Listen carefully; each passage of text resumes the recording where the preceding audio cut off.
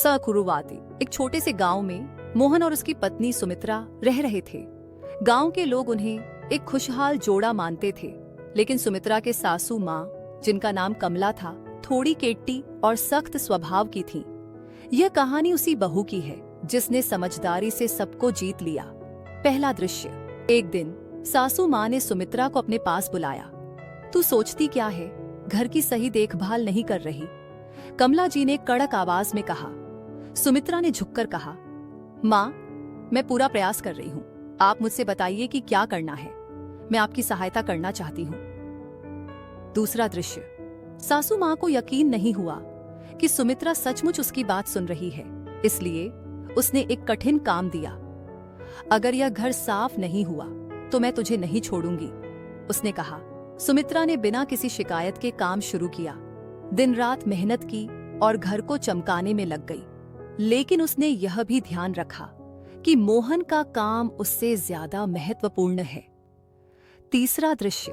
कुछ समय बाद सुमित्रा ने मन में ठान लिया कि वह अपनी सास की नाराजगी को समझने की कोशिश करेगी। एक दिन वह कमला जी के पास गई और बोली, माँ, क्या आपको कोई खास याद है जब आप नवविवाहित थीं? कमला जी को यह सवाल पसंद आया और उन्होंने अपने युवा दिनों की बातें बताई। यह सुनकर सुमित्रा को पता चला कि उनकी सास भी एक समय से गुजरी है। चौथा दृश्य। फिर सुमित्रा ने अपने सास को चाय बनाकर दी। माँ, मैं जानती हूं कि आपको कितनी मेहनत करनी पड़ी होगी।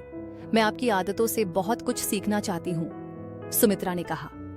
कमला जी को सुमित्रा की समझदारी और संवेदनशीलता पर गर्व महसूस हुआ।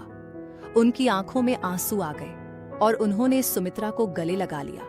समापन। कुछ ही दिनों में कमला जी और सुमित्रा की समझदारी और प्यार ने एक नया मोड़ लिया। उन्होंने एक दूसरे से सीखा कि प्यार सच्ची समझ, सम्मान और सहयोग से ही बढ़ता है।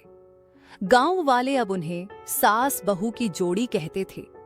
मोहन खुश था कि उसकी पत्नी ने अपनी सास का दिल जीत लिया और घर में खुशियों का माहौल बना दिया।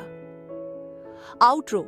यदि आपको यह कहानी पसंद आई हो तो कृपया लाइक करें, शेयर करें और हमारे चैनल को सब्सक्राइब करें।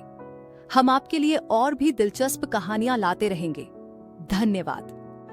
इस कहानी के माध्यम से हम समझाना चाहते हैं कि रिश्तों में संवाद और समझ जरूरी होती है। यह हर नाते को मजबूत बनाता है।